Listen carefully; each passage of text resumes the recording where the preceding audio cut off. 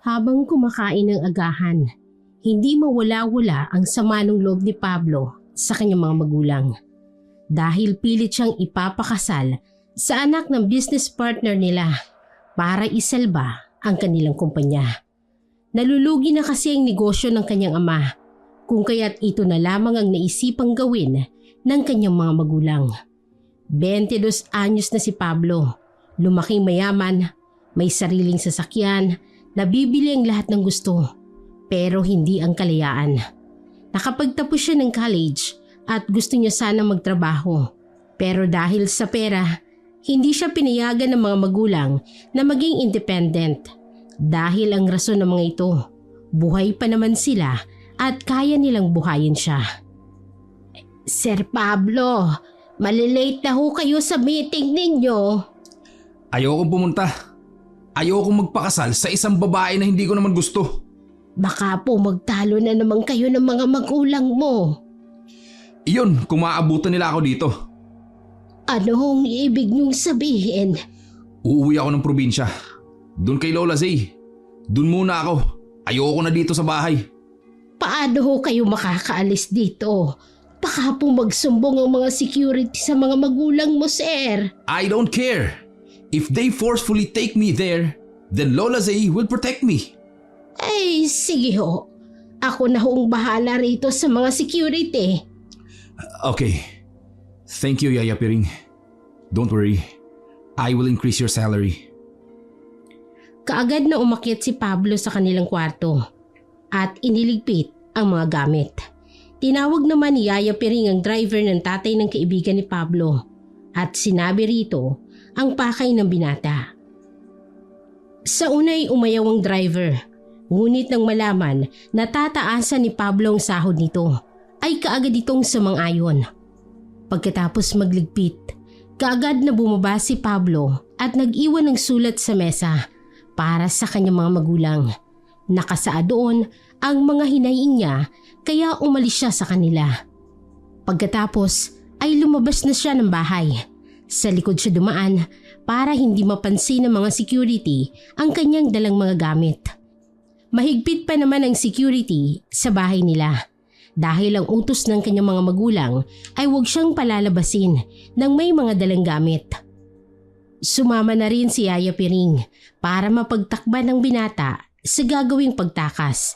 Tiwala naman ng mga magulang ni Pablo dahil ito lamang ang nagtagal na katulong sa kanila. Ligtas naman silang nakalabas dahil nakita naman ng mga security na kasama ni Pablo ang kanilang yaya.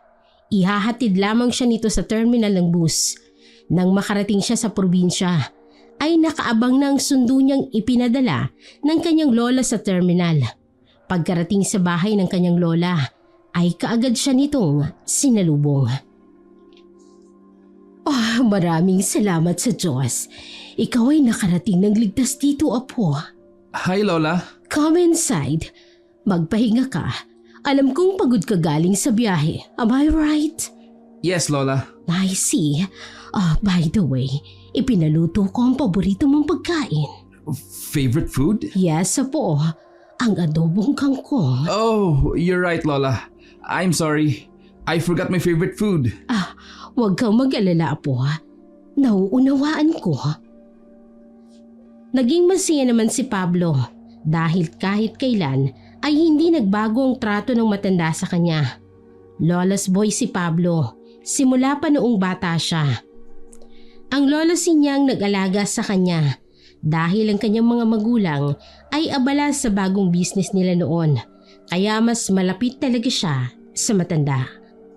Sa buong buhay niya, ang kanyang lola ang nakakaalam ng paboritong niyang pagkain, inumin at kung saan sa allergic, kung saan ang gusto niyang tambayan at iba pa. Pagkatapos kumain, nagboluntaryong maghugas ng plato si Pablo pero pinigilan siya ng matanda. Dahil sa katulong na lang daw nila ito ipapagawa. Pero dahil gustong matuto ni Pablo sa mga gawaing bahay, pinilit niya ang kanyang lola na siya na lamang ang maghuhugas ng plato. Wala namang magawang matanda sa kagustuhan ng kanyang apo. Ginawa ito ni Pablo upang maging isang independent na binata na matutong tumayo sa kanyang sariling mga paa. Pablo, apo, pagkatapos mo dyan ha, magpahinga ka na. Yes, Lola. Don't worry. I can still rest since 8 a.m. pa lang naman po ng umaga. Okay, maiwan na muna kita rito. Kapag may kailangan ka, sabihin mo na lang sa mga katulong. Tumango-tango naman ang binata at ipinagpatuloy na ang paghuhugas ng pinggan. Kinakabahan si Pablo sa desisyon na ginawa niya. Dahil alam niya kung papaano magalit ang kanyang mga magulang, lalong-lalo na ang kanyang ama. Pagkatapos maghugas ng plato, ay umakyat niya ito sa ikatlong palapag upang magpahinga sa kanyang dating kwarto. Nang makaakyat siya, ay sakto namang tumunog ang kanyang cellphone. Kaagad niya itong tiningnan at nakitang pangalan ng kanyang ina. Nagdadalawang isip siyang sagutin ito. Pero kinalaunan ay hinayaan niya na lamang na mag-ring ang kanyang cellphone. Wala siyang ganang makipag-usap sa kanyang ina. Dahil tsak, sermon na naman ang kanyang aabutin dito. Inilapag ng binata ang kanyang cellphone sa bed table nang mahagip ng kanyang mga mata. Ang isang babaeng may mahabang itim na buhok, mahabang palda at puting blouse.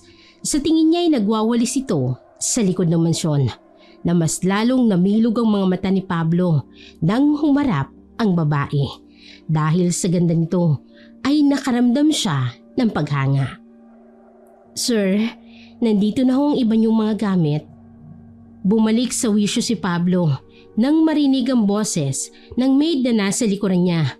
Lumingon kaagad siya dahil sa gulat at nakita niya itong nakatayo sa pintuan habang hawak-hawak ang iba pa niyang damit na nakatupi na. Thank you. Pakilagay na lang dyan sa cabinet ko. May dalagang kasambahay ba si Lola Zay dito? Yes po. Meron po.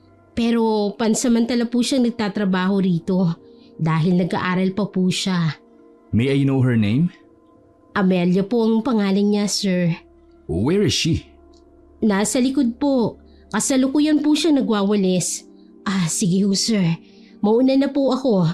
Marami pa po kasing pinapagawa si Madam C. Okay, thanks. Pumunta siya sa likod ng mansyon.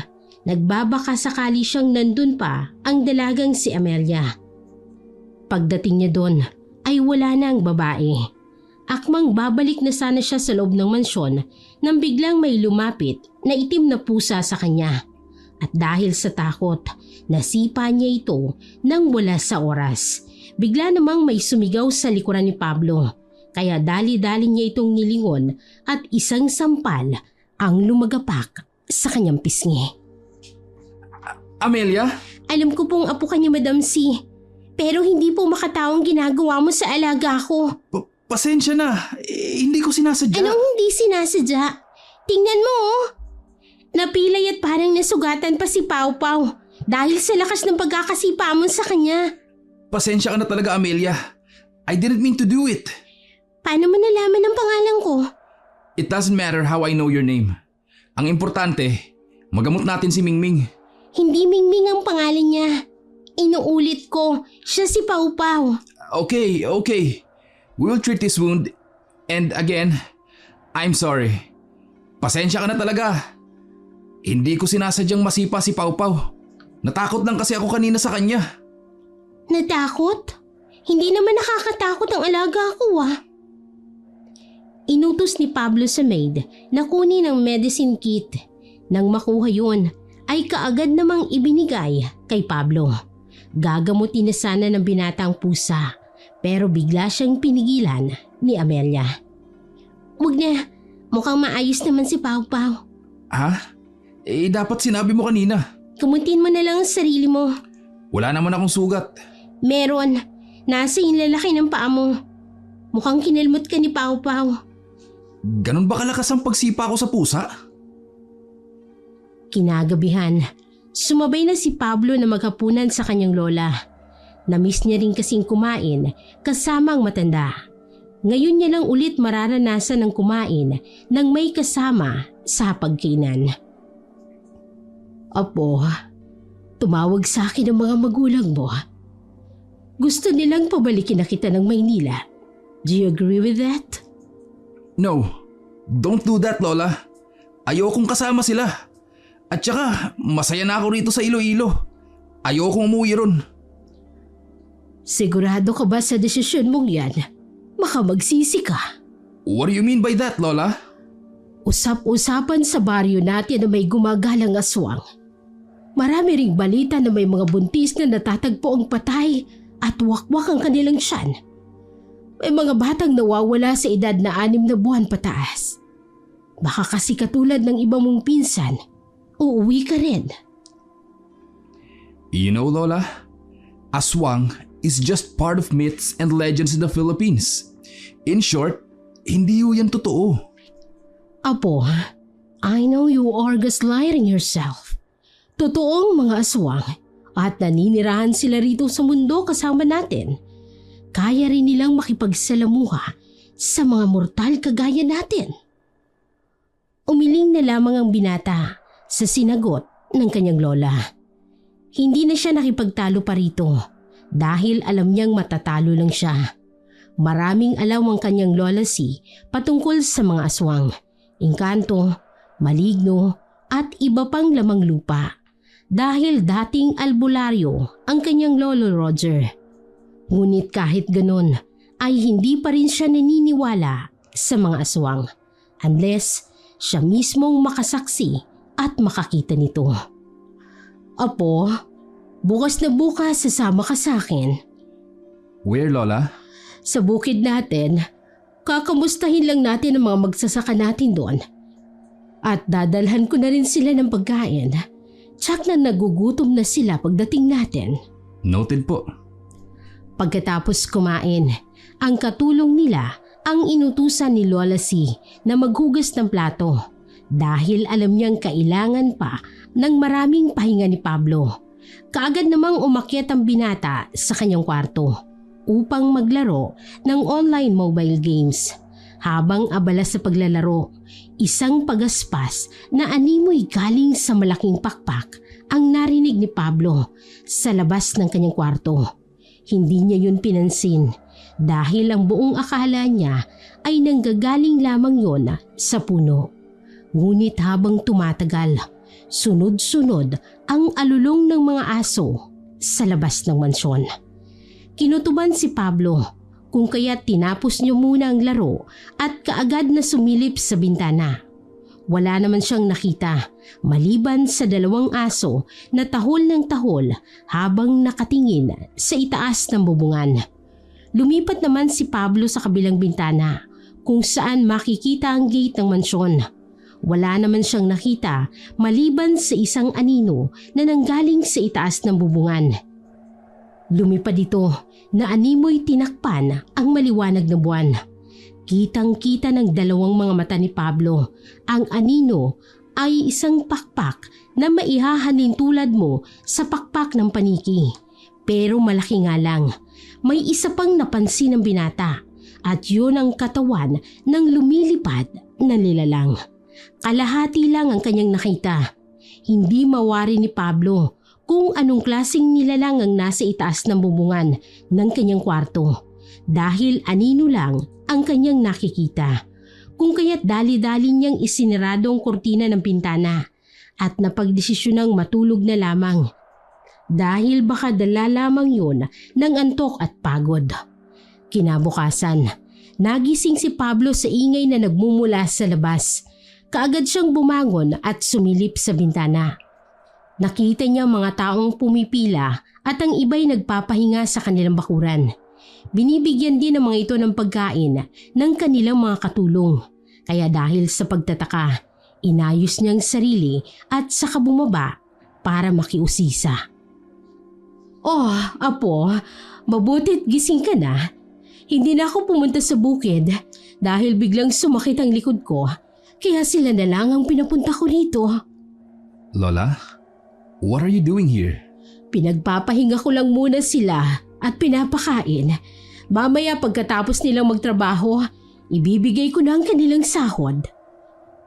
Habang abalang kanyang lola sa pakikipag-usap sa mga magsasaka, nang bigla na lamang lumabas si Amelia. Bit-bit ang isang tray na may lamang juice at sandwich. Saka masaya itong ibinahagi sa mga tao. Napangiti naman si Pablo nang masilayan ang magagandang ngiti ni Amelia.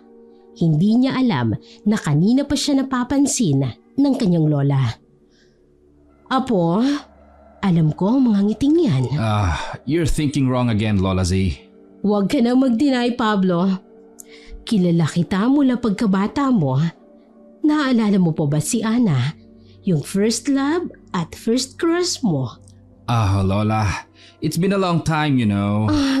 Hindi yun ang punto ko, Apo. Ano po? Yung mga ngiti mo, pangalawang beses ko nang nakita yan. Every time you fall in love. Hindi na nakaimik pa si Pablo dahil kilalang kilala pa rin talaga siya ng kanyang lola. Nagpaalam na lamang ang binata na pumasok ng mansyon upang kumuha ng sandwich at saka juice para makakain na rin. Habang nasa kusina at gumagawa ng sandwich, sakto namang pumasok si Amelia at napatakip ng ilong nang makitang naghihiwa ng bawang si Pablo. Kaagad namang naramdaman ng binata ang presensya ng dalaga, kaya nilingon niya ito at inalok ng sandwich. Umiling na lamang ang dalaga at dumiretso sa likod ng kusina. Sinundan siya ni Pablo habang hawak-hawak pa rin ang kutsilyo at may dinikdik na bawang sa talim nito. Sumilip siya sa kinaroroonan ni Amelia at doon niya nakitang humihingal ito na para bang hinihika. Kaya dahil sa pag-aalala, kaagad niya itong nilapitan. Amelia, are you okay? Napansin naman ni Pablo na nagulat si Amelia nang nakatingin yon sa kutsilyo na hawak niya. Kaya wala siyang nagawa kung hindi ang ilapag na lang yon at inalalaya ng dalaga. Pero ganoon na lamang ang pagkagulat ni Pablo nang itulak siya ng malakas ni Amelia. Pasensya na ho kayo. Dali-dali siyang iniwan ng dalaga at pumasok kaagad ng kusina para ipagpatuloy ang ginagawa. Nagtaka naman si Pablo sa ikinikilos ni Amelia. Pero nakuha naman kaagad yon dahil napagtanto niyang hindi pa pala siya lubusang kilala ni Amelia. Apo, ayos lang ba kayo ni Amelia dito? Yes, Lola. We are okay. Why? Wala naman. Nung sinundan kasi kita, sakto namang lumabas si Amelia galing dito. At nakita ko ang mukha niya. Namumulang kanyang mga mata at parang naluluha. Umiiwas din siya ng tingin sa akin, pero nagawa niya pang umiti. It's kind of weird, Lola. Maybe she's allergic in garlic. Anong ibig mong sabihin? Kanina kasi, Lola, while I'm making my sandwich, saktong pumasok din siya rito. Naghihiwa na ako ng bawang that time and I saw her in my back. Nakatakip ng kanyang ilong. Yeah. Baka nga tama ka. Saglit lang, kakausapin ko lang muna siya. Sumang-ayon naman si Pablo at ipinagpatuloy ang pagkain ng sandwich. Habang kumakain, nagulat naman siya nang biglang tumunog ang kanyang cellphone. Kaagad niya yung sinagot. Maswerte dahil si Yaya Piring lang ang tumatawag. Ngunit nang marinig ang mga hinaing ng Yaya, kaagad niyang pinatay ang tawag at inilagay sa airplane mode para hindi na makatanggap ng tawag mula sa kanyang mga ito. Lumabas kaagad siya ng kusina nang may maisip na gawin. Umakyat siya ng kanyang kwarto, naligo at nagbihis bago bumaba. Sakto namang katatapos lang mag-usap ni Lola C at ni Amelia, kaya tamang-tama ang timing ni Pablo. Lola, may I have a favor? Ano yun na po? Gusto ko po kasi maglibot-libot dito sa lugar nyo at puntahan ng bukid na pagmamayari nyo. Gusto ko lang po kasi mag-unwind. I see. Kung yan ang gusto mo, siyempre ibibigay ko. Amelia, pwede mo bang samahan ng mahal kong apo? Sure po, wala pong problema. Salamat iha. Napangiti naman ang palihimang binata nang malamang si Amelia ang sasama sa kanya. Bago sila iniwan ng kanyang lola, kinindatan siya nito, hudyat na alam na ng kanyang lola ang gustong mangyari ni Pablo. Saan mo ba gustong pumunta? Eh di sa puso mo.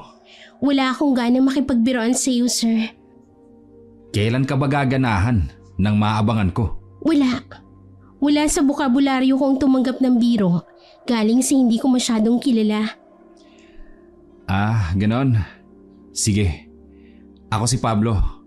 Don't call me sir again or else I'll make you mad until you cry.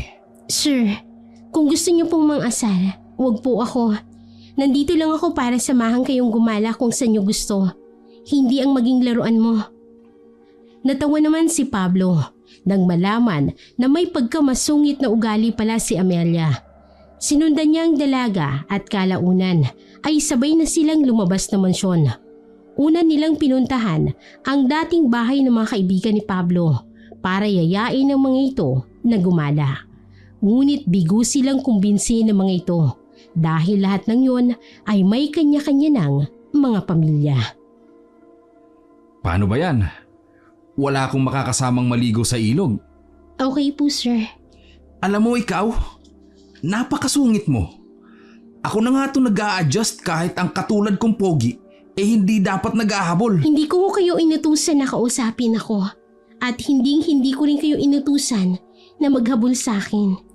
Talaga lang ah. Ang cute mo pala sa malapitan, ano? Tara na nga, bilisan mo po para makalagpas na tayo sa mga tsismosang yan. Tiningnan naman ng binatang itinuturo ng mga mata ni Amelia. 3 mga ali ang nagkukumpulan na para bang may pinag-uusapan ng mga ito. Nang dumaan sila sa harapan ng 3 ali. Ngunit hindi sila nito tinantanan ng masamang tingin, lalo na kay Amelia. Anong problema ng mga yun? Wala. Bakit ang sama ng tingin sa'yo? May nagawa ka ba? Hindi siya pinansin ni Amelia at mas binilisan pa ng dalaga ang paglalakad. Kaya hinabol ito ni Pablo at hinawakan sa braso ang dalaga. Nagulat naman si Amelia sa ginawa ni Pablo. Oh, I'm sorry. Okay lang. Tell me, ano ba yung problema nila sa'yo? Ipinagkakalat nilang aswang ako dahil sa bata akong mukha at mahaba akong mga buhok. Batang mukha? Sakto naman yung mukha mo ah. Bakit? Nakakahiya mang aminin pero 41 anyos na ako. Hindi ko nga alam kung bakit hindi ako tumatanda. I'm sorry if I ask you a question like that. But if ako ang tatanungin mo, I don't believe to those people na nagsasawing aswang ka. Bakit? Dahil hindi ako naniniwala sa mga aswang. They're just myths and legends, you know. Hindi sila totoo. I swear, maybe you just have a baby face. Or inggit lang sila because you're pretty. Napansin naman ni Pablo nang umiti si Amelia. Kaya mas lalong nahulog ang damdamin niya rito. Oh, tara na. May malapit bang tindahan dito? Libre kita. Oo, meron. Nandun no? Ngumiti naman si Pablo bago niya inayang umalis ang dalaga. Para sa kanya, ito na ang pinakamagandang nangyari sa kanyang buhay. Ang makausap si Amelia. Pagkatapos nilang kumain, niyaya naman ni Pablo ang dalaga na maligo sa malapit na ilog. Wala namang nagawa si Amelia kung hindi ang samahan nito dahil sa utos ng lola ni Pablo. Nang makarating sila sa ilog, nagtampisaw naman kaagad si Pablo. Hindi niya niyaya si Amelia dahil baka mailang ang dalaga kung sabay silang maliligo sa ilog. Habang masayang naliligo si Pablo, napatingin siya sa itaas ng ilog dahil may kakaiba siyang naramdaman. Pagtama ng mga mata niya ron ay sakto ring biglang umalis ang lalaking kanina pa nakatayo at nagmamasid sa kanilang ginagawa. Amelia, nakita mo yun? Sino? Yung lalaki sa itaas. Kanina pa yata nagmamasid sa ginagawa natin. Baka naman napadaan lang. Napansin naman ni Pablo ang pag-iwas ng tingin ni Amelia. Kaya hinayaan niya na lamang ang nakita. Pagkatapos maligo, umuwi na kaagad ang dalawa dahil basa si Pablo at niwala man lang silang dalang tuwalya o pamunas dito. Habang tumatakbo pa uwi, hindi na malaya ng dalaga na may batong nakausli. Kaya naman natapilok siya ron. Kaagad naman siyang binalikan ni Pablo at dali-daling inalalayan upang makatayo. Ipinagpag ng dalagang kanyang tuhod at doon nakita ni Pablo ang sugat mula sa pagkakadapa nito. May sugat ka? Hayaan mo nilang, gagamutin ko na lang yan mamaya pag uwi ko. Hindi. Ako na ang gagamot sa'yo. Tara na, malapit naman tayo sa mansyon. Pagkarating nila sa mansyon ay pinaupo kaagad ni Pablo si Amelia sa sofa at kinuha ang medicine kit sa kadali-daling ginamot ang sugat sa tuhod ng dalaga. Amelia, can I ask you a question? Ano ho yun? If you don't mind, kailan ang birthday mo? Nasabi ko na sa iyo kanina. 41 na ako. Parang anak na lang kita sa edad nating dalawa, sir. Okay. Tapos ko nang gamutin ang sugat mo. Salamat ho. Drop the po and ho. From now on, we're friends na, okay? Pero, hindi ba magagalit si Madam C? No, you're my friend. And wala na siyang magagawa dun. Kinagabihan, pinasabay na ni Pablo si Amelia na kumain sa kanila kasamang kanyang lola si. Masaya namang sumang-ayon ng kanyang lola dahil magaan ang loob nito kay Amelia at alam niyang mabait ang babae. Amelia, ayos lang ba sa'yo na ihahatid ka ni Pablo pagkatapos nating kumain? Aba syempre Lola, hindi ko hahayaan ang kaibigan ko maglakad mag-isa sa gitna ng kadiliman. Huwag na ho, kaya ko naman po ang sarili ko. Nagtinginan naman sina Pablo at Lola C nang marinig ang sagot ni Amelia. Medyo nasakta naman ang binata, ngunit hindi ito nagpatinag. Sige na, magkaibigan naman tayo di ba? Pasensya ka na talaga. Susunduin kasi ako ng kuya ko. Nang marinig ulit ni Pablo ang isinagot ng dalaga, hindi na lang siya nagpumilit dito dahil susunduin naman ito ng kanyang kuya. Kaya nakampante naman ang damdamin ng binata. Pagkatapos kumain, sinabayan na lang ni Pablo si Amelia nang lumabas ng gate ng mansyon para naman makapagpasalamat at magpaalam siya ng maayos sa dalaga. Paano ba yan? Uuwi ka na. Kailangan na kasi ako sa bahay. Mag-iingat ka ha? Maraming salamat pala, Amelia. Walang anuman po. Bukas ulit ha. Pasensya ka na. Good night, Amelia. Nakangiti namang sinundan ng tingin ni Pablo ang dalaga bago rin siya tuluyang pumasok na mansyon. Pagkaakyat niya ng kanyang silid, kaagad siyang humiga sa malambot na kama at nagpagulong-gulong dahil sa kilig na nararamdaman. 3:00 ng madaling araw nang maalimpungatan si Pablo dahil sa ingay ng kaluskos na hindi niya alam kung saan nagmumula. Kinusot niya ang kanyang mga mata bago pinailaw ang lampshade sa katabi ng kanyang kama. Pagkatapos nun, inabot niya ang kanyang cellphone at tiningnan ang oras. Napasapo pa siya ng kanyang noo nang makitang 3:00 pa lang ng madaling araw. Sakto namang biglang tumunog ang kanyang tiyan kaya wala siyang nagawa kung hindi ang tuluyang bumaba sa kama at kumuha ng pagkain sa kusina. Pagkarating niya sa kusina, hindi pa rin nawawala ang kaluskos na kanina pa'y sunod ng sunod sa kanya. Hindi lang yun pinapansin ni Pablo dahil baka pusa lang yun na naligaw sa bubungan nila. Pagkatapos kumuha ni Pablo ng pagkain, umakyat kaagad siya upang bumalik sana sa kanyang kwarto nang may mahagip ang kanyang mga mata sa terrace ng 2nd floor. Natulala siya sa kanyang nakita dahil hindi yun tao kung hindi kalahating katawan na may pakpak ng paniki at mahabang buhaghag na buhok. Biglang namuo ang takot sa buong pagkatao At nakaramdam ng takot si Pablo kung kaya dali-dali siyang umakyat sa third floor at bumalik sa kanyang kwarto. Isinarado naman niya kaagad ang magkabilang bintana dahil baka doon magpakita ang nilalang na hindi niya mawari kung saan ang galing. Inabot ng 6:00 ng umaga si Pablo dahil hindi siya makabalik sa pagtulog dahil tuwing naaalala niyang kanyang nakita, mas lalo siyang natatakot na pumikit. Pagsapit ng 7:00, bumaba na lamang si Pablo upang kumain ng almusal.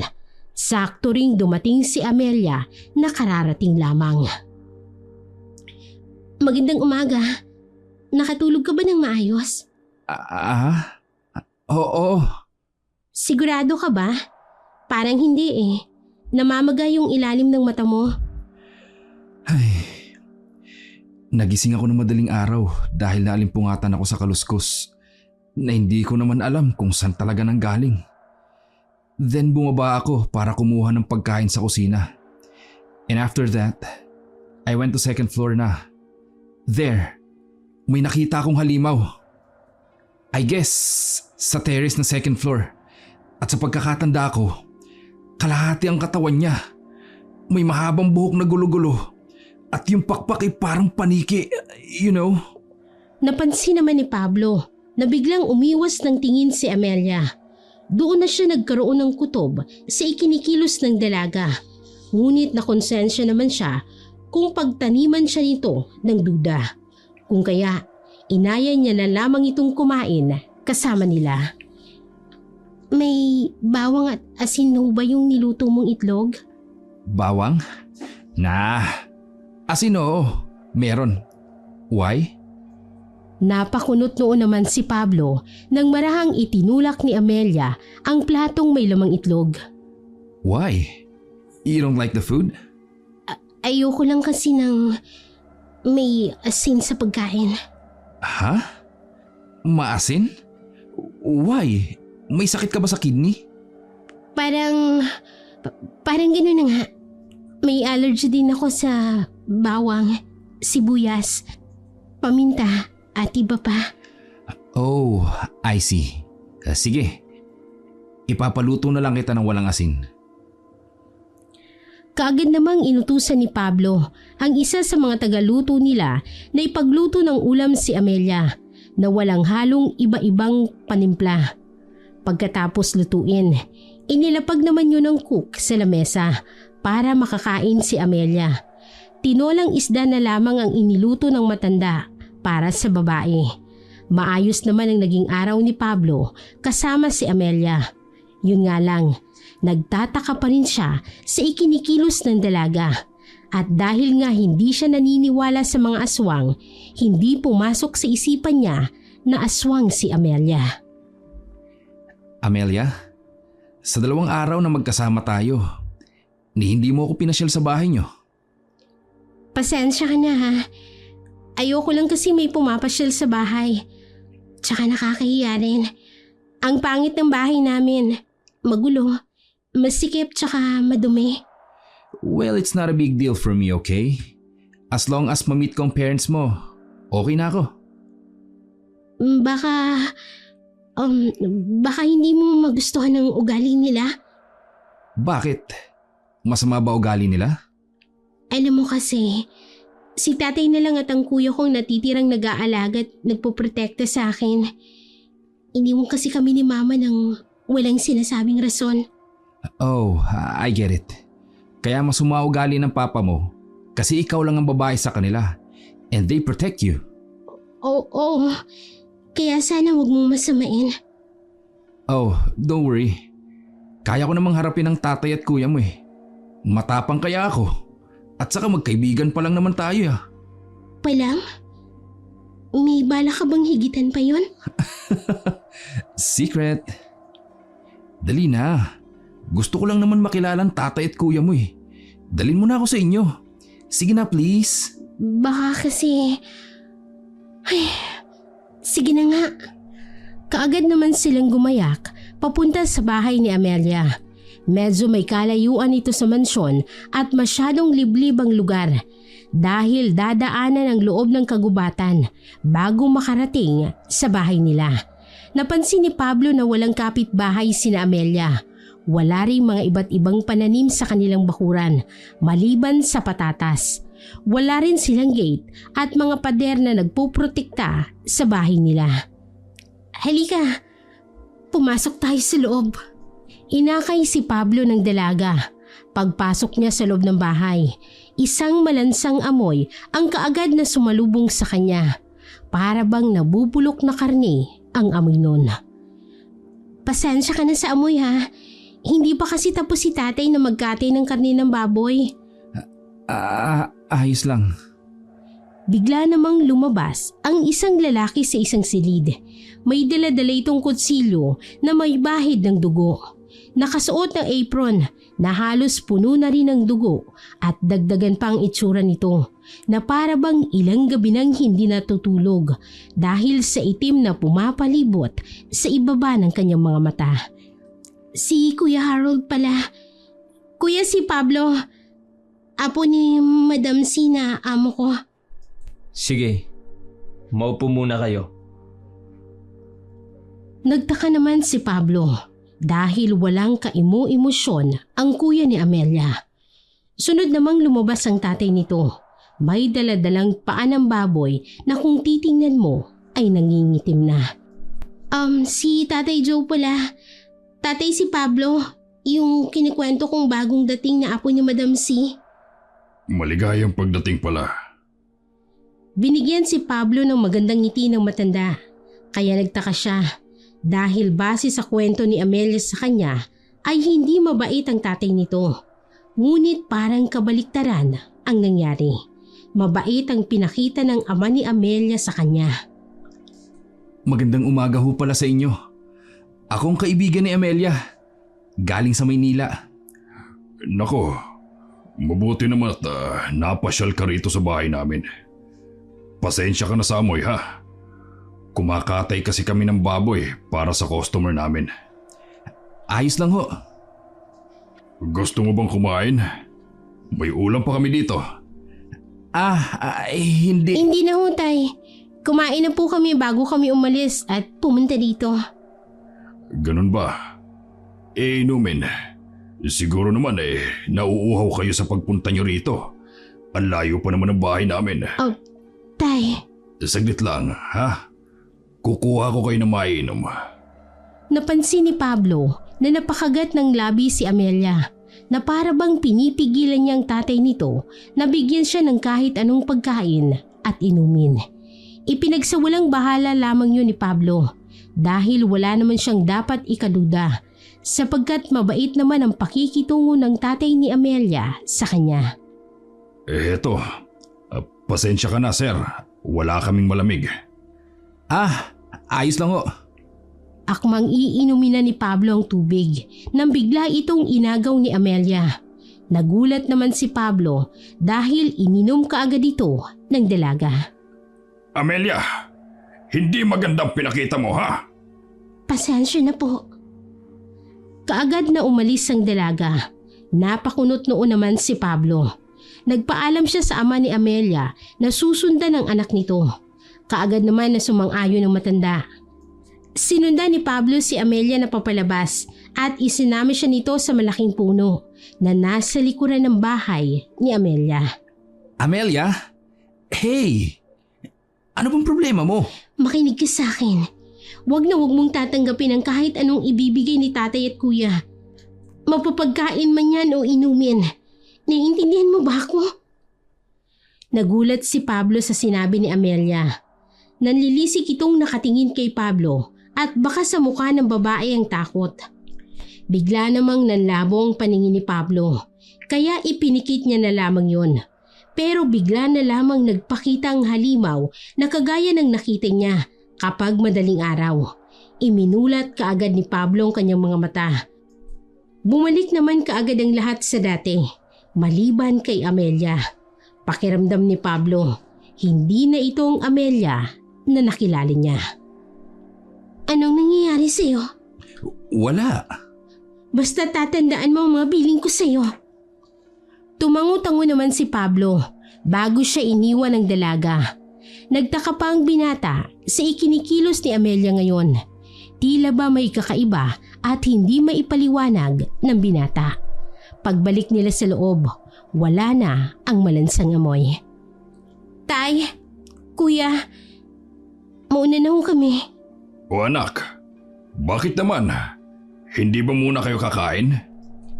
Masarap pa naman itong niluto ng kuya mo. Tay, hindi na. Sir Pablo, tara na ho. Kaagad siyang hinatak ng dalaga palabas ng bahay nito. Nagtataka na talaga si Pablo sa nangyayari dahil parang inilalayo siya ng dalaga sa tatay at sa kuya nito. Amelia, can you just tell me kung ano ba talagang problema mo? Kahit sabihin ko pa sa'yo, alam kong hindi mo pa rin maiintindihan. Maiintindihan? Ang alin? Basta, halika, sumama ka na lang sa akin. Pupunta tayo sa libingan ni Ate Alma. Nagulat naman si Pablo nang malamang may isa pa palang kapatid si Amelia. Wala siyang nagawa kung hindi ang sumunod sa dalaga. Naglalakad sila sa loob ng kagubatan at makalipas ang 15 minuto. Sa wakas, nakarating na sila sa isang matiwasay na lugar. Doon nakikita ni Pablo ang nag-iisang puntod na palagay niya ay yun ang libingan ng kapatid ni Amelia. Lumapit naman kaagad sila doon at umupo sa harap ng lapida. Ay, mabuti na lang. Nakarating kaagad tayo rito. Hindi mo naman sinabi sa akin na may ate ka pa pala. Hindi ko na talaga sinabi dahil matagal na naman siyang patay. Ang gaganda naman ng mga pangalan nyo. Siya si Alma at ikaw naman si Amelia. What's wrong? Napabuntong hininga ka. Yung kanina, sorry pala ha. Wala yun. Ano ka ba? Hindi ka ba nagtataka kung bakit ako nagkakaganon? Well, nagtataka syempre. Kasi bigla ka na lang naggaganon eh. Ano nga bang dahilan? Kung sasabihin ko ba ang totoo, maniniwala ka. Hindi mo ako lalayuan. Bakit naman kita lalayuan? Kaibigan kaya kita. Isa akong aswang, Pablo. Kaya hindi kita pinayagang inumin ang binigay ni tatay. Dahil alam kong may halo yun. Para maging kasapi ka namin. Gusto kanyang mayanggaw. Aswang? Alam mong hindi ako naniniwala sa aswang, di ba? Kaya nga Kaya nga nagdadalawang isip ako kanina na aminin sa'yo. Dahil hindi ka naniniwala sa aswang. Mahihirapan kang intindihin. You're joking. Kung gusto mong layuan ako, hindi mo naman kailangang gumawa-gawa ng kwento. Pablo, sa maikling panahon na nagkasama tayo at nagkakilala, alam kong ikaw ang pagkakatiwalaan kong tao at wala akong planong layuan ka dahil ikaw ang una kong naging kaibigan. Tumayo si Pablo at ipinagpag ang kanyang pantalon para tanggalin ang mga dumi. Tiningnan na lamang si Amelia bago ito iniwan. Hindi niya kasi alam kung ano ang magiging reaksyon niya at kung maniniwala ba siya sa sinasabi ng dalaga. Dahil sa buong buhay niya, hindi siya naniniwala sa aswang. At kung totoo man na aswang si Amelia, hindi niya pa rin alam kung ano ang gagawin at kung paano tatanggapin ang kaibigan. Pagka-uwi niya ay sinalubong siya ng isang kasambahay ng kanyang lola. Sinabi nito na pinuntahan ng matanda ang bukid nila upang tingnan ang nangyari. May natagpo ang kasing bangkay ng buntis sa bukid ng kanyang lola. Wakwak daw ang tiyan nito habang ang kawawang sanggol ay nasa tabi lamang ng buntis. Dali-dali namang pumunta si Pablo sa pinangyarihan. Maraming tao ang nagkukumpulan doon kaya kaagad na hinanap niya ang kanyang lola. Lola Zay? Apo, finally you're here. Lola? What happened here? May nabiktima na naman ang aswang dito. Pero ang ipinagtataka namin, bakit parang kinuha lang ang sanggol sa sinapupunan nito at hindi naman kinain? Baka hindi aswang ang may gawa niyan, Lola. Apo, may mga bakas na matutulis na kuko ng aswang ang iniwan sa biktima. Meron din sa lupa ng bukid kung saan natagpuan ang bangkay. Pero ang nakapagtataka talaga, bakit hindi kinuha o kinain ng aswang ang sanggol sa sinapupunan ng babaeng ito? Nakukonsensya ako sa nangyari. Dahil nangyari ito dito sa bukid natin. Everything will be okay, Lola. Biktima siya at wala naman tayong alam dyan. Dito lang nangyari sa lupa nyo. Tama nga naman. Kinahapunan, unti-unting nagsialisa ng mga tao dahil dumating na rin ang kukuha sa bangkay. Tanging sina Pablo na lamang ang natitira sa bukid ng kanyang lola habang abala ang matanda. Napatingin naman si Pablo sa gawing kaliwa at doon nakita si Amelia. Malungkot itong nakatingin sa kanya pero kaagad din naman yun na umalis. Napabuntong hininga na lamang si Pablo. Pag-uwi nila, kaagad siyang umakyat sa kwarto at binuksan ang kanyang laptop. At nag-search siya sa internet kung totoo nga ba ang mga aswang. Nakakuha nga siya ng mga impormasyon tungkol sa aswang, pati na rin sa kung paano sila lalabanan. Nalaman din niya ang mga bagay na kinakatakutan ng mga halimaw nito. Finally! I found it! Bumilis ang tibok ng puso niya nang mabasa sa internet na asin ay mabisang panlaban sa mga aswang.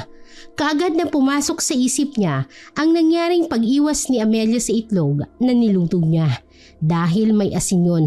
Sumagi rin sa isipan niya ang nilalang na nakita niya sa terrace ng second floor ng mansyon. Nagpa siyang matulog ng maaga si Pablo pagkatapos niyang mag-computer. Hindi siya lumabas ng kwarto at nagpadala na lamang ng pagkain sa katulong.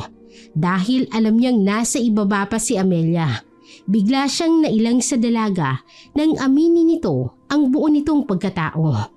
3:30 nang maalimpungatan na naman si Pablo dahil sa kaluskos. Nang mapagtanto niyang inaaswang na naman siya, dali-dali niyang kinuha ang cactus na tanim niya sa may bintana.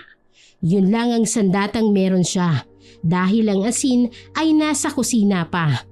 Dali-dali siyang bumaba at dahang-dahang naglakad papunta sa terrace ng second floor. Doon niya gustong abangan ang aswang at nais pa itong sundan.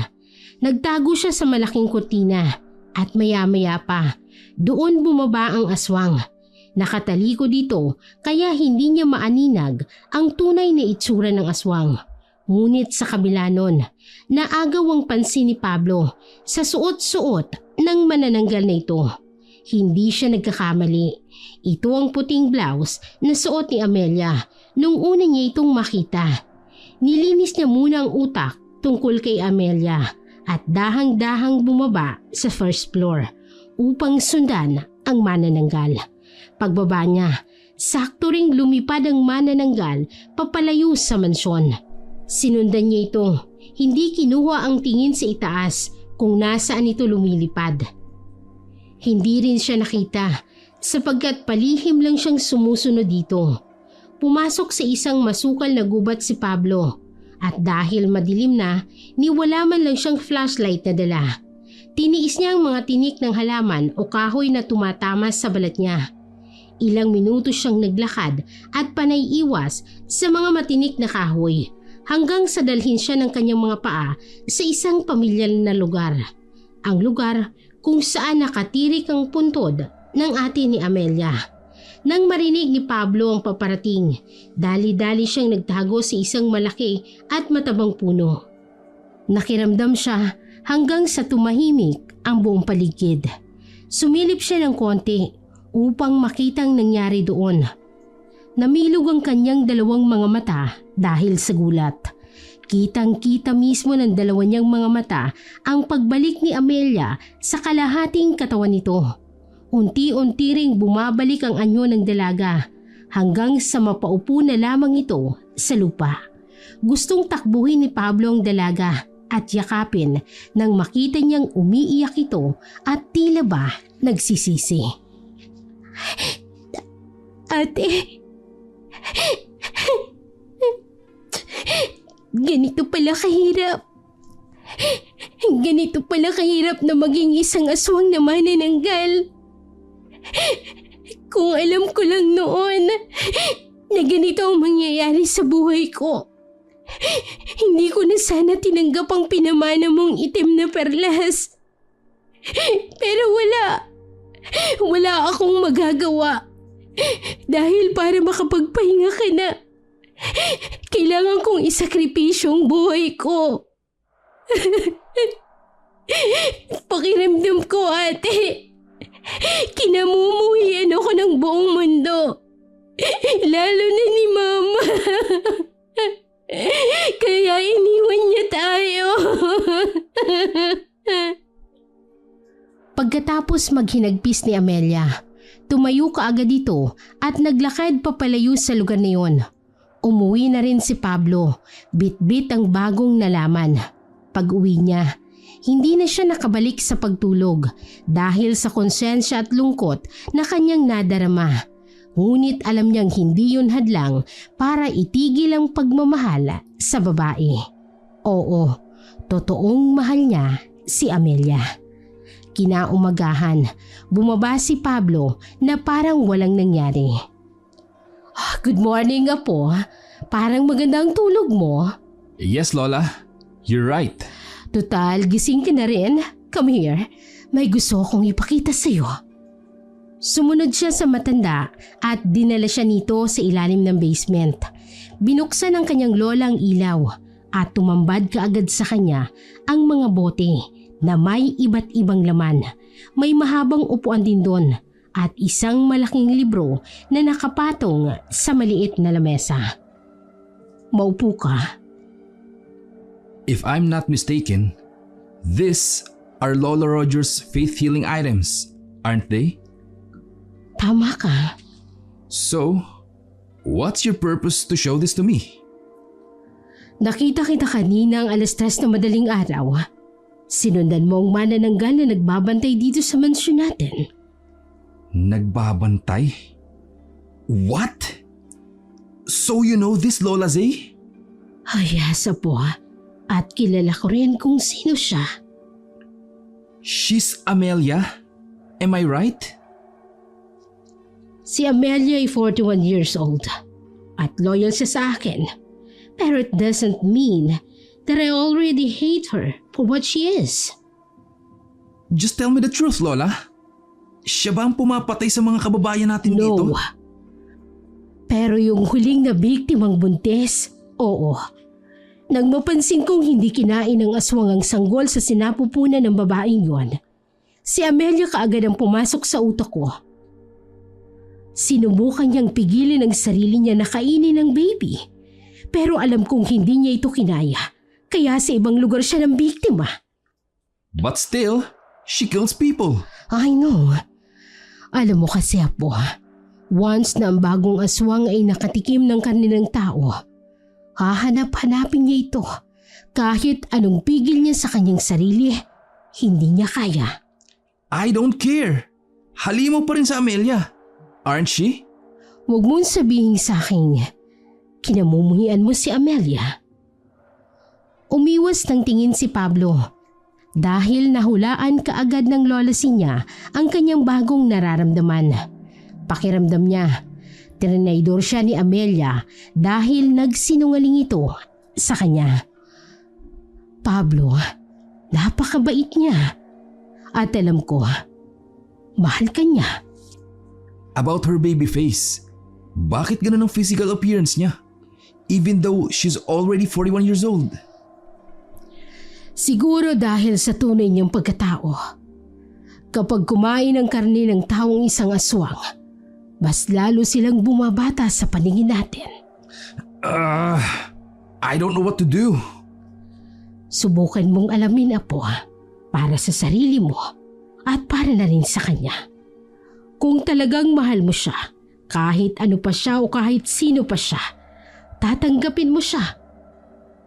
Yan ang tinatawag nating unconditional love. Pagkatapos sabihin ng lola niya yun, may dinukot ang matanda na isang pahina sa libro at inabot yun kay Pablo. What's this? Basahin mo. Dahil ako, nang malaman ko na kung ano talaga siya. Pagkatapos kong mabasa ang diary niyang ito, naunawaan ko siya.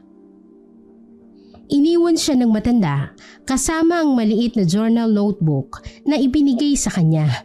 Binuklat yun ni Pablo at nakasulat ang unang pahina. Amelia's Diary. Binasa yun ng binata at inilaan niya ang 1 oras upang matapos yun. Lahat ng hinanakit ni Amelia sa kanyang pamilya ay nakalagay din doon. Lahat ng gustong mangyari ng kanyang tatay pagkatapos siyang maging aswang ay nandoon rin. Ang nangyari sa kanyang kapatid at ina ay nandoon rin. Pagkatapos mabasa ni Pablo ang diary, doon niya napagtanto na hindi pala talaga ginusto ni Amelia na magkaganon siya. Sa loob ng maraming taon ay nagpapahirap sa kanya bilang aswang. Tama nga ang kanyang lola. Pagkatapos niyang basahin ang laman ng diary, naintindihan niya ang pinagdadaanan ni Amelia. Oh no, I messed up. Dali-dali siyang lumabas ng basement at hinanap kaagad si Amelia. Akala niya'y umalis na ito sa mansyon dahil sa nalaman niya ang buong pagkatao niya. Ngunit hindi. Sa paghahanap, natagpuan ni Pablo si Amelia sa garden ng kanyang lola. Tahimik itong nagbabasa ng English na libro habang pinapakiramdaman ang sariwang hangin. Amelia? I'm sorry. I'm so sorry, Amelia. Hindi ko sinasadyang kamuhian ka. Sir, I already understand you. From now on, sasama ka sa akin pauwi ng Maynila.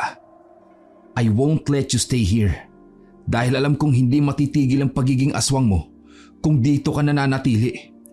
Let's live together. Hindi pwede. Kahit sa ibang bansa mo ako dalhin, hindi mawawala ang pagiging aswang ko. Ganito na ako, Pablo. Ganito na ang pagkatao ko at hindi na mababago yun. Mahal mo ako, hindi ba? Yes. I love you, Amelia. Pero dapat naiintindihan mo ko. Bukas ng gabi, pagsapit ng 6:00, dadalhin ako ni tatay at kuya sa kanilang Panginoon upang ialay. Hindi na ako makakatakas pa dahil alam kong ito na ang kapalaran ko. Ialay? What does it mean? Ang isang aswang na birhen na katulad ko ay iniaalay nila sa Panginoon ang mga aswang upang manatili ang pagiging malakas nito at maprotektahan ang angkan ng mga aswang. No. Amelia, you can't let him do that to you. Para sa kapakanan ng tatay at kuya ko, gagawin ko, Pablo. Pasensya ka na. Pero alam ko at alam mo rin na hindi tayo para sa isa't isa. Tao ka at aswang ako. Puro paghasik ng lagim ang magagawa ko sa mundong ito kung mananatili pa ako. Kaya please lang, hayaan mo na ako. Tanggalin mo na rin ang pag-ibig mo sa akin dahil hindi tayo para sa isa't isa. Di ba sinabi nila, kung mahal mo, ipaglalaban mo? I can do that, Amelia. Kaya kitang ipaglaban sa mga gustong humarang sa pag-iibigan natin. I can't live without you. Nasanay na akong kasama ka. Pablo, salamat sa pagmamahal na ibinigay mo. Salamat dahil naging mabuti ka sa akin kahit na ganito ko. Pero... Niyakap ng mahigpit ni Pablo si Amelia. Naramdaman niya rin ang pagtulo ng luha ni Amelia sa kanyang dibdib. Ramdam niya ang sakit na nararamdaman ng taong mahal niya ngayon. Please, Anna, don't leave again. Ano? Tinawag mo kong Ana? Ikaw si Anna, hindi ba? Ang babaeng una kong minahal. Ang babaeng unang tumanggap sa akin noon at ipinagtanggol ako sa lahat ng umaaway sa akin. Naalala mo ang mga buhanging ginawa natin noong mga bata pa tayo? We promised to each other na someday we can live in those pretty castle with our 3 prince and 1 princess. Tapos syempre, tumanggi ako. Kasi mas matanda ako sa iyo ng mga panahon yon. Ate ang tawag mo sa akin. At parang kapatid na ang turing natin sa isa't isa. Pero nagkamali ako. Naaalala mo pa pala. Oo. Pinilit kong kalimutan ka ng mga araw na iniwan mo ko. Hinintay kita sa paboritong tambayan natin habang ginagawa ang paborito nating palasyo. Pero alam mo yung pinakamasakit? Walang Pablo na dumating. Nawalan ako ng pag-asa hanggang sa tinanggap ko na lamang ang ipinamana ni ate sa akin. Ang naging dahilan para maging ganito ako. Pero nung nalaman kong uuwi ka na rito galing sa Maynila, umusbong ulit ang pagmamahal ko sa iyo hanggang sa makalimutan kong aswang pala ako. Bumalik ka na sa dati. Ibalik mo na si Ana. Please. Matagal nang patay si Ana. Hindi na siya babalik. Pinatay siya ng kanyang sariling pamilya. I'm really sorry, Amelia. I let him do this to you. Ayos lang. Nangyari na. Hindi na mababawi yun. Pero ang pagmamahal ko sa iyo, Pablo, hindi mawawala. Kahit nasa kabilang buhay na ako. Shh! Don't say that, okay? Nandito pa ako, Amelia. I won't let him touch you, alright?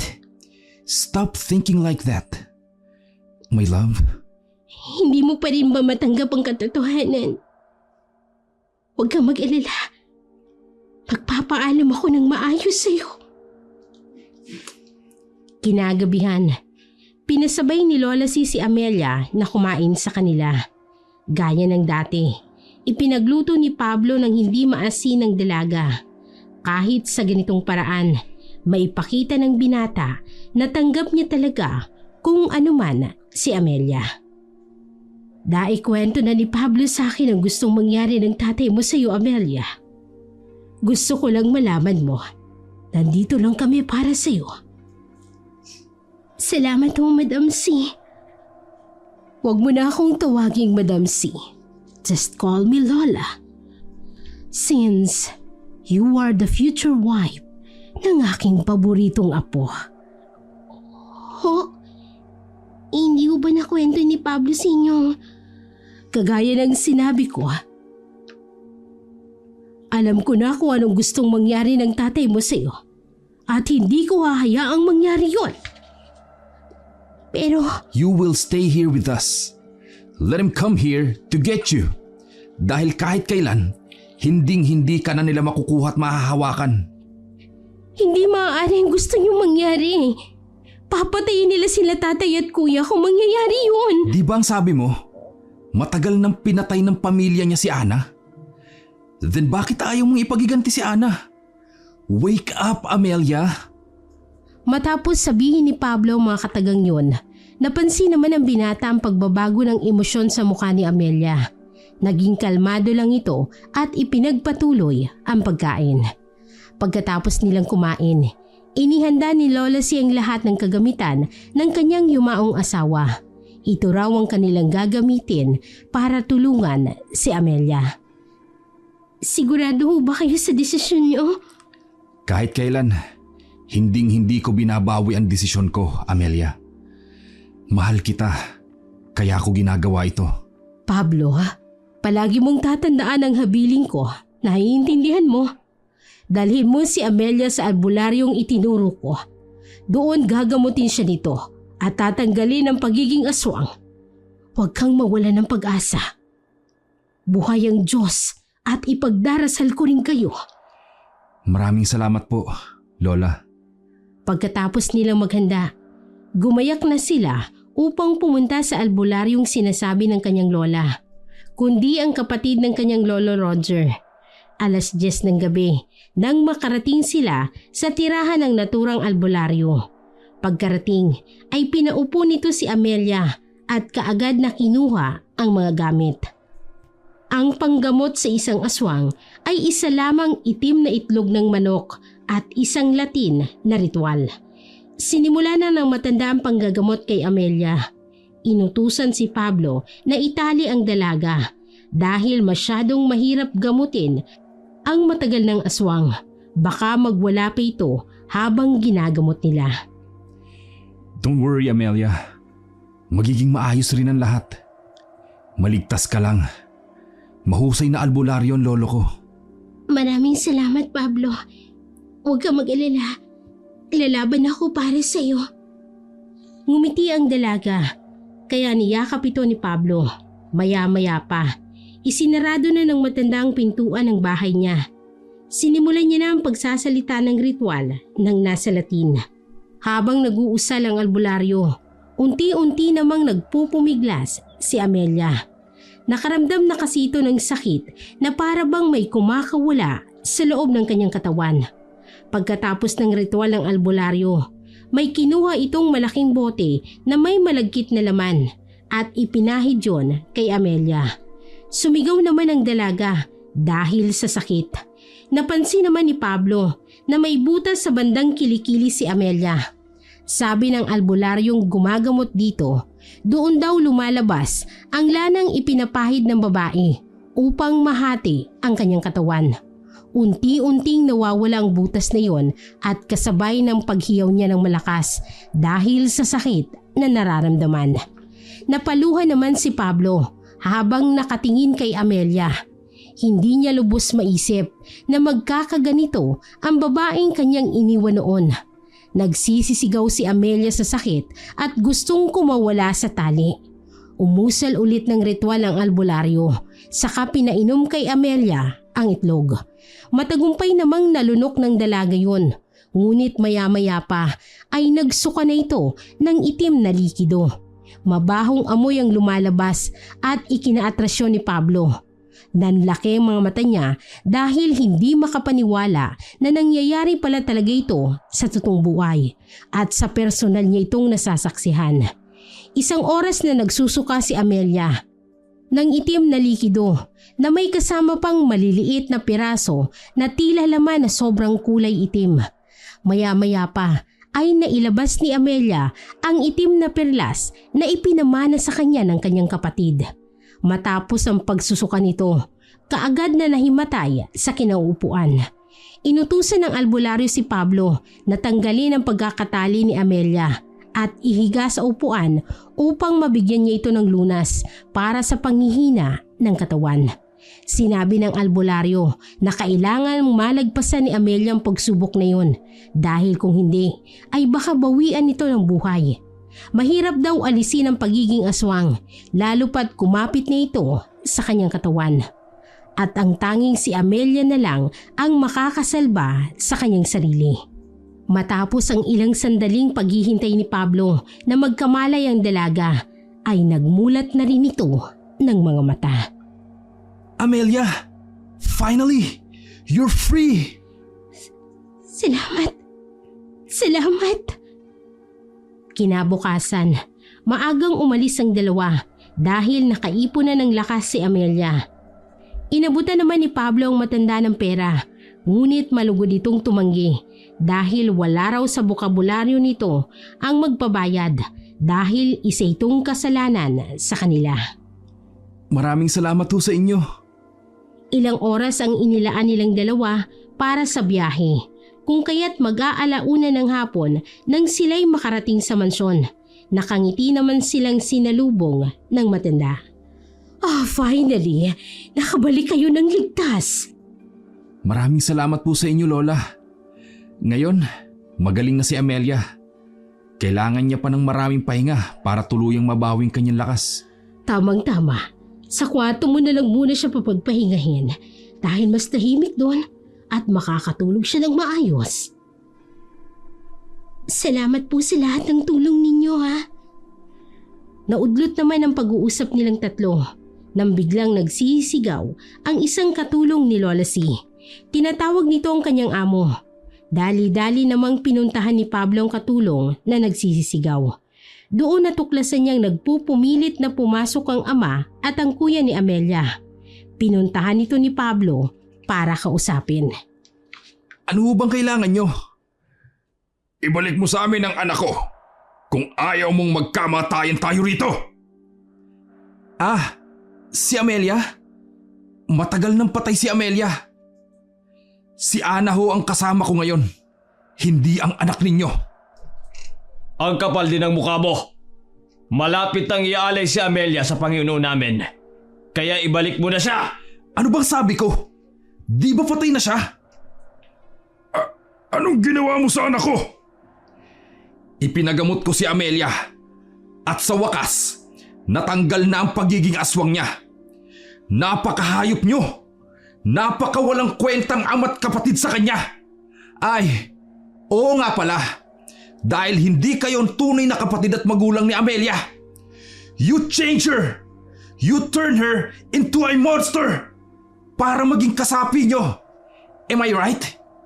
Even her ate Alma. Manahimik ka! Anak, halika na. Mukha nga natanggal na ang pagiging manananggal ni Amelia. Ito ang tandaan mo, Pablo. Hinding-hindi kami magpapatalo sa'yo. Hintayin mo mamayang gabi. Hintayin mo ang pagkamatay ninyo. Kaagad na umalis ang dalawang lalaki sa harapan nila. Inutusan naman ni Pablo ang mga gwardya na ilak ng maayos ang gate at huwag magpapapasok ng kahit na sino. Bumalik naman kaagad si Pablo sa kinaroroonan ni Amelia at Lola C. Inakay niya papasok sa loob ng kanyang silidang dalaga upang tuluyan ng makapagpahinga. Are you alright? Anong ginagawa ni Tatay rito? Gusto ka nilang bawiin. Huwag please. Huwag mong hayaan. Ayoko nang bumalik sa kanila. Ayoko nang manatili sa kadiliman, Pablo. Baka gawin na naman nila akong aswang. Iaalay nila ako. Ayoko. Stop crying, okay? I won't let him touch you. I'm always here to protect you. Lola Z, bukas na bukas, babalik na po kami ni Amelia sa Maynila. Apo, you can't. What do you mean, we can't? Yes, we can, Lola. We will escape here. Apo, hindi mo sila matatakasan. Ikaw ang punterya nila. Matapos mong sinabing harap-harapan sa kanila na ginamot mo si Amelia, baka mamayang gabi, aatake na sila rito. Lola, what the heck are you thinking? Tapos na, okay? Wala nang aswang. Tama si Lola si Pablo. Nang marinig ko ang pinag-uusapan niyo, alam kong may hindi magandang gagawin sina tatay at kuya. Kahit na hindi na ako aswang, babawiin at babawiin pa rin nila ako. Dahil kailangan nila ang dugo ko. Kailangan nila ang dugo ng isang birhen. They can find another woman who's virgin, di ba? Oh no, Apo. Si Amelia ang nakatakda simulat sa pool. Pero giniba mo ito. That's why galit na galit sila sa'yo. Doon lamang natakot si Pablo. Nang mapagtantong pati ang kanyang lola ay nagsasabi ng totoo. Niyakap niya si Amelia at hinalikan sa noo. Don't worry. Everything will be alright. Kaya ko silang labanan. Natatakot ako para sa iyo, Pablo. Mahal kita at ayokong mawala ka ulit sa akin. Hindi ko hahayaang mangyari yan sa'yo. Di ba? We promised to each other na we will build a beautiful castle. Tutuparin ko yun someday. Sumapit ang 4:00 ng hapon. Naghanda si Pablo ng mga kagamitan pangontra sa mga aswang. Dahil kung aatake anumang oras ang mga halimaw, may ipanlalaban siya rito. Pinauwi niya rin ang ibang kasambahay at tauhan sa mansyon. Dahil gusto niyang magtuo silang 3 lang at walang madadamay pang inosente. Kinagabihan, taimtim na nagdadasal si Lola C. Samantalang si Amelia naman ay nagpapahinga katabi ni Pablo. Nasa sala silang 3 at nag-aabang sa mangyayaring hudyat na may aswang na. Sigurado ka ba rito? Malakas si na tatay. Yeah, I'm sure about this. As I said, hindi ko binabawi ang desisyon ko. 2 oras ang makalipas. Nakatulog si Pablo sa kaantay. Hindi rin sila lumabas dahil hindi sila sigurado kung anong oras ba talaga aatake ang aswang. Pagsapit ng 6:30, tumunog ang alarm clock ni Pablo. Naalimpungatan naman siya pati si Amelia. Pinatay nila ito at nakiramdam sa paligid. Kanina pagsilip ko sa bintana, may 2 lalaki akong nakita. Baka sila na yon. Gawain ng mga aswang ang magmasid. Sigurado akong sila na talaga yon. Maghintay na lang tayo. Napasigaw sa gulat si Lola C. Nang biglang may kumalabog sa pintuan ng mansyon. Nagtingin na naman silang tatlo at kaagad na inutusan ni Pablo si Amelia na iakyat si Lola C sa itaas at dun sila manatili muna. Please, mag-iingat ka. Ako lang ang kailangan nilang harapin. Mag-iingat ako. Huwag kang mag-alala. Matapang na binuksan ni Pablo ang pintuan ng mansyon at lumabas, dala-dala ang mga gamit ng kanyang lolo Roger noon. Katulad na lamang ng buntot pagi, banal na tubig, asin, tubig na may bawang, Bible verse at cactus. Magpakita kayo sa akin! You wanna kill me, am I right? Then come here! Magtutuos tayo! Kahit kailan, hindi niyo makukuha ulit si Amelia! Pagkatapos sumigaw ni Pablo, sakto namang tumalo ng 2 nilalang galing sa itaas. Nagulat si Pablo nung una, ngunit nang mapagtanto niyang ito ang tatay at kapatid ni Amelia, doon na siya nagkaroon ng lakas ng loob. Ang pangit niyo pala! Natawa naman si Pablo sa itsura ng 2 nilalang. Maitim kasi ang mga ito. May mahabang kuko sa paa at kamay. Buhaghag din ang buhok. May matutulis na ngipin at mapupulang mga mata. Nakahitit ba kayo? Ano? Good items? Meron pa ako rito. Bigla namang umusok ang ilong ni Joe nang asarin siya ni Pablo. Dahil sa inis, tinakbo at sinugod niya ito, ngunit pinaghahampas lang siya ni Pablo gamit ang buntot pagi.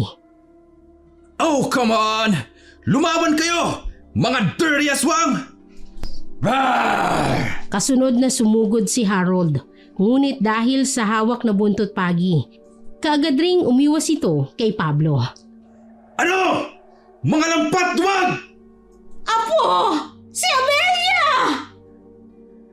Napatingin si Pablo sa bintana ng kanyang kwarto nang biglang sumigaw si Lola C. Nakita niya namang ngumisi ang 2 aswang at kaagad na nagpalit ng anyo bilang baboy ramo. Saka dali-daling kumaripas ng takbo papalayo ng mansyon. Pumasok naman sa loob si Pablo upang tingnan ang nangyari. Pag-akyat niya sa kanyang kwarto, naabutan niyang umiiyak si Lola C. May mga kalmot pang natamo ito sa iba't ibang parte ng katawan.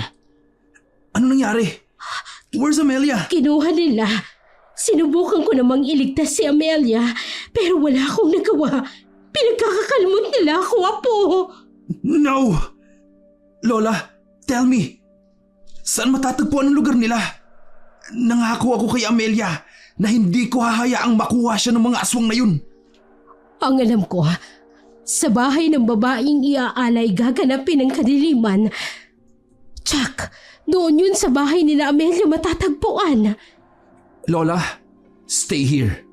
Tumawag ka ng rescue at pasunurin mo sila sa akin. Naintindihan niyo po ba? Hinalikan ni Pablo ang matanda sa noo bago tuluyang umalis ng mansyon. Nang malaman niyang kinuha ng mga aswang dalaga, nawala ang takot na namumuo sa kanyang buong pagkatao. Handa siyang harapin ang kahit sinong hahawak kay Amelia. Pagkarating niya sa bahay ng dalaga, nadatnan niya kaagad ang 4 na nilalang, kabilang naroon ang kuya at ang tatay ni Amelia. Samantalang ang dalaga naman ay nakatali sa isang kama na gawa sa kahoy. Nagtago muna siya sa malaking puno upang tingnan ang pangyayari. Kinuha ng tatay ni Amelia ang isang malaking punyal na nakalagay sa ibabaw ng tela at ibinigay yon kay Harold. Kung hindi siya nagkakamali, gagamitin yon upang ipanghiwa sa pulso ni Amelia. Panginoon, sana kami ay patawarin mo sa mga kamaliang aming nagawa sa harapan mo. Naway itong dugo ng babaeng birhen ay maging sapat upang kami ay patawarin mo at dumagdag sa lakas ng iyong pangangatawan upang kami ay maprotektahan. Panginoon, sana kami ay patawarin mo sa mga kamaliang aming nagawa sa harapan mo.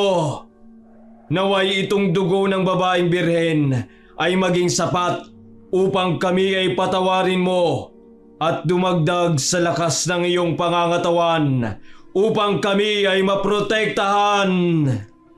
Unti-unting lumapit si Harold sa nakahigang si Amelia at itinutok sa pulso ng dalaga ang punyal. Ngunit hindi hinayaan ni Pablo na mangyari yun.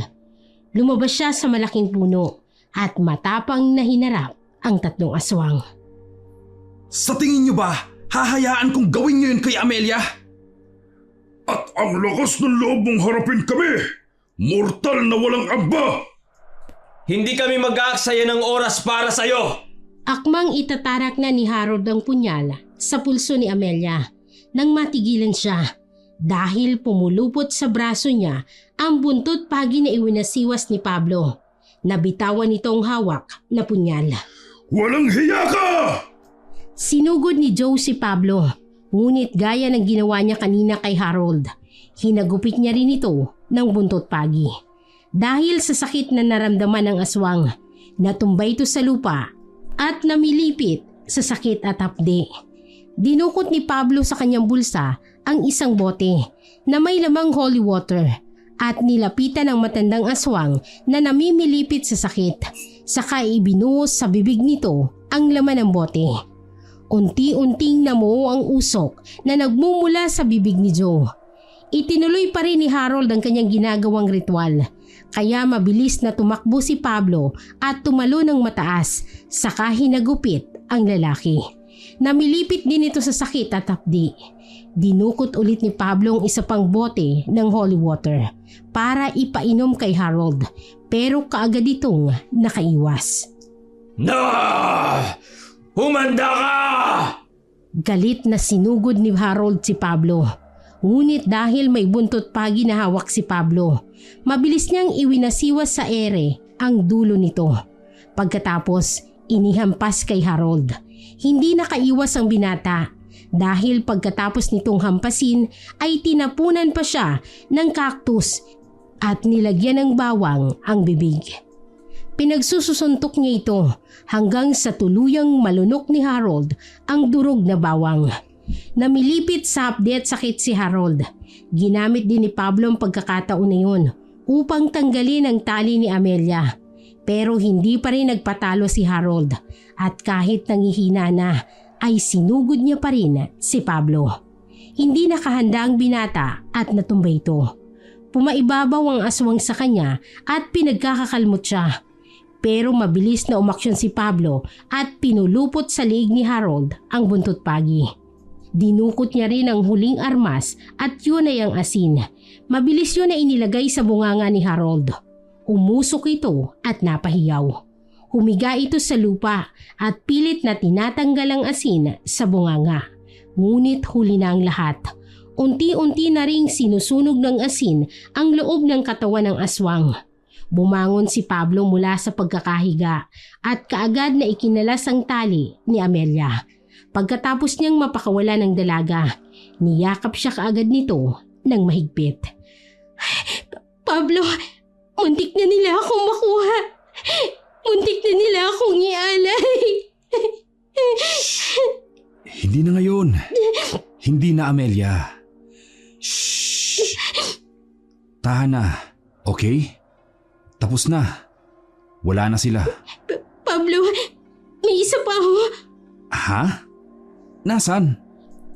Paglingon ni Pablo sa itinuturo ni Amelia, nakita nilang isa pang aswang na kasama ng pamilya ng dalaga.